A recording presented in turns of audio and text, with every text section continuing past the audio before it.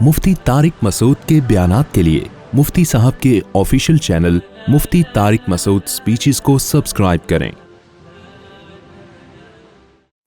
اب سمجھو تو انسان کو جو فضیلت جزوی ہے وہ تو اس بیس پہ ہو سکتی ہے، یہ صحت مند ہے، یہ خوبصورت ہے، یہ پٹھان ہے، یہ راجپوت ہے، یہ فلانا ہے، یہ مہاجر ہے، ہر آدمی اپنی قوم پہ فخر کر رہا ہوتا ہے، تو یہ جزوی فضیلت ہے۔ بھائی ہو گیا، آپ کسی قوم میں غیرت زیادہ ہے، کسی قوم میں سلیقہ زیادہ ہے، کسی قوم میں وفا زیادہ ہے، ہر قوم کی اپنی فضیلت ہوتی ہے۔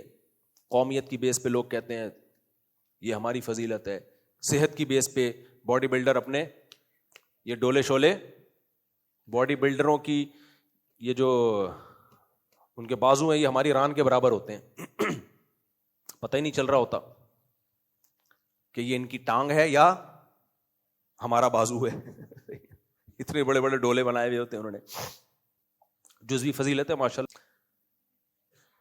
تو یہ سب جزوی فضیلت ہے۔ تو اب کیا ہے، خوب سمجھو، انسان کو جو کلی فضیلت ہے وہ اس بیس پہ نہیں ہے۔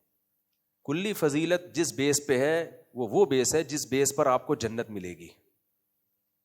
اللہ کہے گا جس وجہ سے انسان کو ہم نے فضیلت دی ہے وہ دو چیزیں ہیں، وہ دو چیزیں آپ میں پائی جائیں گی، تو آپ جو مشن اللہ نے دیا تھا نا، آپ اس میں آپ کو فضیلت حاصل ہے۔ وہ کیا ہے؟ وہ اللہ تعالیٰ فرماتے ہیں انا عرضنا الامانۃ علی السماوات والارض والجبال فابین ان یحملنها واشفقن منها وحملها الانسان انہ کان ظلوما جہولا۔ بار امانت اللہ نے پہاڑوں پہ پیش کیا، کائنات پہ پیش کیا۔ اللہ کہتے ہیں سب ڈر گئے، نا نا نا، اے اللہ ہمیں پہاڑ ہے پہاڑ ہی رہنے دے، اے اللہ ہم آسمان ہے آسمان ہی رہنے دے، عالم ارواح میں۔ اللہ کہتے ہیں جب میں نے انسان پہ یہ بار امانت پیش کیا تو انسان نے اس بار امانت کو اپنے کندھوں پہ اٹھا لیا، لیکن انہ کان ظلوما جہولا۔ یہ کانا بمانا سارا ہے، جو صرف نحو کے طلبہ ہیں وہ ان کو پتہ ہے کہ سارا کیا ہوتا ہے اور کانا کیا ہوتا ہے، جہلم والوں کو یہ بھی نہیں پتا ہوگا۔ خیر، انہ کان ظلوما جہولا، یہ ہو گیا ظلوم بھی اور جہول بھی۔ کیا مطلب؟ جہول علم سے غافل۔ بار امانت کیا ہے؟ اللہ کے احکام کو سیکھنا اور اس پر عمل کرنا۔ اللہ نے کہا یہ کرو یہ مت کرو، اس کو پہلے سیکھتا ہے نا انسان کہ بھئی اللہ مجھ سے چاہتا کیا ہے۔ اس چاہنے کے جاننے کو دین کا علم کہا جاتا ہے۔ اس کا بھی اللہ نے ہمیں پابند بنایا کہ دین کا بنیادی علم سیکھو کہ کیا حلال ہے اور کیا حرام، اور پھر اس کے مطابق عمل بھی کرو۔ اللہ کہتے ہیں انسانوں میں اکثریت نے نہ سیکھا اور نہ اس پر عمل کیا۔ عمل نہ کرنے کو ظلوم سے تعبیر کیا گیا، ظالم، اور علم نہ سیکھنے کو جہول سے تعبیر کیا گیا، جاہل۔ اس میں بڑے بڑے پڑھے لکھے لوگ بھی آ گئے، لیکن اللہ ان سب کو کیا کہہ رہا ہے؟ جاہل۔ کیوں؟ بھائی دنیا میں سفر میں جو چیزیں سفر کے لوازمات میں سے تھیں وہ تو آپ نے جان لی، لیکن جس کام کے لیے سفر کر رہے تھے وہ کام آپ کو پتہ نہیں ہے۔ سمجھ میں نہیں آ رہی بات؟ دیکھو آپ ٹرین میں سفر کر رہے ہیں، 24 گھنٹے کا سفر ہے جو کہ ہوتا 48 گھنٹے میں پورا ہے، پاکستان میں بات کر رہا ہوں۔ تو اس ٹرین کے سفر کے لیے آپ کو کچھ چیزوں کا علم ہونا ضروری۔ نمبر 1، ٹکٹ کہاں سے ملے گا، کون سے اسٹیشن پہ گاڑی کو آنا چاہیے، آئے گی نہیں آئے گی وہ تو ایک الگ بات ہے، آنا چاہیے کون سے اسٹیشن پہ گاڑی، ٹھیک ہے۔ پھر آپ کی بوگی کون سی ہے، آپ پڑھنا جانتے ہو، بوگی نمبر۔ پھر آپ جب وہاں بیٹھو گے تو کھانا کیسا ہونا چاہیے راستے میں، واش روم کا، پھر کہاں کہاں گاڑی رکے گی، یہ ساری چیزوں کا، یا بس میں بھی ایسا ہی ہوتا ہے، گاڑی میں بھی ایسا ہی ہوتا ہے۔ تو ایک ہے وہ علم جو زندگی کا سفر گزارنے کے لیے ضروری ہے۔ وہ علم کیا ہے؟ ہم جب پیدا ہوتے ہیں تو پیدائش سے لے کے موت تک ہمیں کچھ علوم کی ضرورت ہوتی ہے تاکہ ہم سوسائٹی میں اس سفر میں اچھے طریقے سے سروائیو کر سکیں۔ سمجھ رہے کہ نہیں سمجھ رہے؟ سوسائٹی میں اچھے طریقے سے سروائیو کر سکیں۔ زندگی بھی ایک سفر ہے نا بھائی، دنیا میں آتے ہیں تو تمیز سے زندگی گزر جائے، اس کے لیے ہمیں سب سے پہلے ضرورت ہوتی ہے ڈاکٹروں کی. بچے کو کھانسی ہو گئی, نزلہ ہو گیا, بخار ہو گیا, آڑا ترشا پیدا ہو گیا, معذور ہو گیا, تو کیا کرنا ہے بھائی؟ میڈیکل سائنس کا علم ہونا چاہیے ہمارے پاس. تو بہت سے بڑے بڑے ماہر چائلڈ اسپیشلسٹ پیدا ہوئے, ٹھیک ہے نا؟ کیا خیال ہے, ادھر توجہ ہے کہ نہیں ہے؟ یہ بھی اچھا علم ہے بھائی, زندگی کا سفر گزارنے کے لیے ضروری ہے.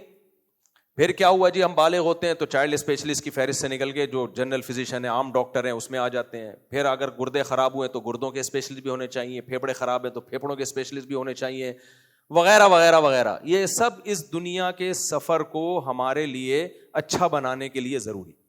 ہمیں دنیا میں چلنا بھی پھرتا ہے تو ظاہر ہے رہنا پڑتا ہے, تو گھر ہونے چاہیے. پہلے انسان غار بنا کے رہتا تھا, اس کے ایکسپرٹ ہوا کرتے تھے. پھر ترقی کرتے کرتے اب سول انجینئر آ گئے ہیں, NID یونیورسٹی سے فارغ ہوتے ہیں, وہ نقشے بنا کے دیتے ہیں, ایسے بناؤ. پھر مزدوروں کو بلاتے ہیں, کنسٹرکشن کے ماہرین الگ ہوتے ہیں, بزنس کے ماہرین الگ ہوتے ہیں. پھر انسان نے تسخیر کائنات کرنی ہے, اس کائنات کو مسخر کرنا ہے, تو ناسا والوں نے وہ مسخر کرنے کے لیے اپنے سیارے کہاں بھیجے ہوئے ہیں؟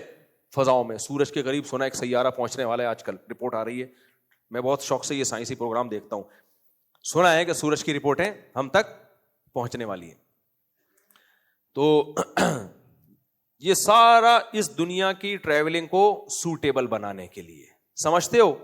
لیکن یہ علم سے انسان کو فضیلت کلی حاصل نہیں ہوتی. خوب سمجھ لو, یہ اچھا علم ہے, ضروری علم ہے, اس کی ضرورت سے انکار نہیں ہے, اس کی ضرورت کا کوئی منکر نہیں ہو سکتا. لیکن یہ جزوی فضیلتیں ہیں کہ میں ڈاکٹر ہوں, میں سائنٹسٹ ہوں, میں پائلٹ ہوں, میں مزدور ہوں, میں فوج میں فلاں آفیسر ہوں, میں سیاستدان ہوں. یہ سب کیا ہیں؟ بولو, ادھر توجہ بھائی. یہ جزوی فضیلتیں ہیں. یہ انسان کی کلی, اگر یہ اصل فضیلت ہوتی تو جنت جہنم اس بیس پہ ملتی کہ جس کے نمبر اچھے آئے وہ جنت میں جائے گا, اور جو چوکیدار تھا وہ جہنم میں جائے گا. سمجھتے ہو کہ نہیں سمجھتے؟ کبھی آپ نے سنا کسی آسمانی کتاب میں یہ کہا ہو کہ جو امتحان میں اچھے نمبروں سے پاس ہو گیا اور اچھی جاب مل گئی وہ جنت میں, اور جس کو اچھی جاب نہیں ملی وہ کہاں جائے گا؟ جہنم میں. بھائی یہ فضیلتیں ہیں, لیکن یہ کلی فضیلت نہیں ہے.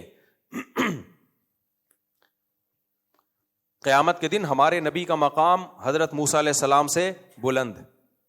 موسیٰ علیہ السلام کہہ سکتے ہیں اللہ تو مجھے کوہ طور پہ بلا کے ہم کلام ہوتا تھا, محمد صلی اللہ علیہ وسلم کو تو نے کوہ طور پہ نہیں بلایا. اللہ کہیں گے بھائی وہ جزوی فضیلت تھی, وہ میں نے تمہیں دنیا میں دے دی.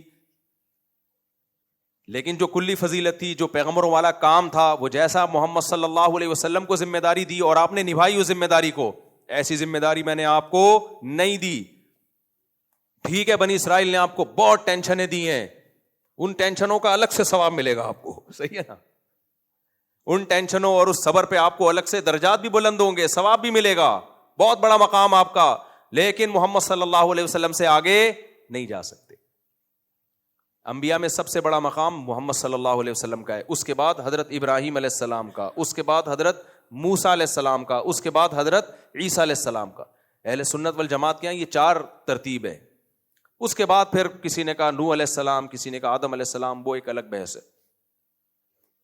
حضرت عیسیٰ علیہ السلام کی فضیلت بھی باقی پیغمبروں پر اس لیے زیادہ ہے کہ نبی صلی اللہ علیہ وسلم کے مشن کی تکمیل کے لیے اللہ نے جس پیغمبر کی سلیکشن کی ہے وہ عیسیٰ ابن مریم ہے. تو یہ بہت بڑی فضیلت ہے, کیونکہ نبی کا مشن قرب قیامت میں جب اسلام دنیا میں غالب ہوگا تو یہ کام اللہ کس کے ذریعے لے گا؟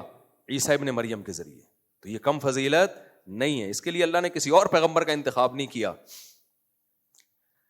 خیر جی, تو انسان کو جو کلی فضیلت حاصل ہے وہ علم کہ اللہ کے حکام سیکھے اور پھر اس پر عمل کرے.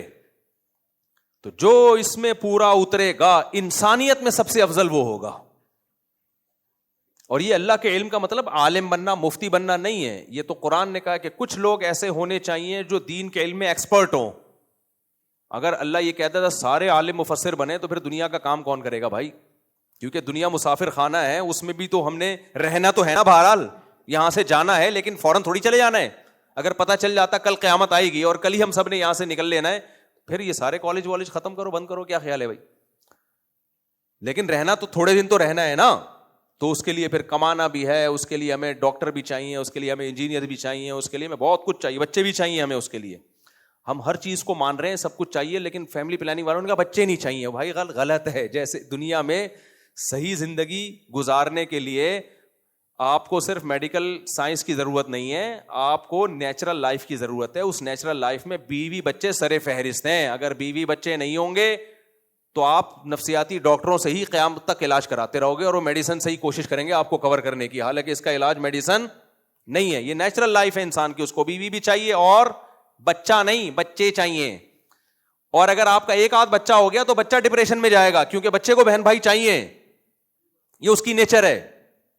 اس لیے ہم یہ فیملی پلاننگ ولاننگ اور ٹوپی ڈراموں سے ذرا بھی اللہ کا شکر ہے متاثر نہیں ہوتے. اور آپ کے سامنے بیٹھا ہوا ہوں, اللہ نظر بس سے بچائے.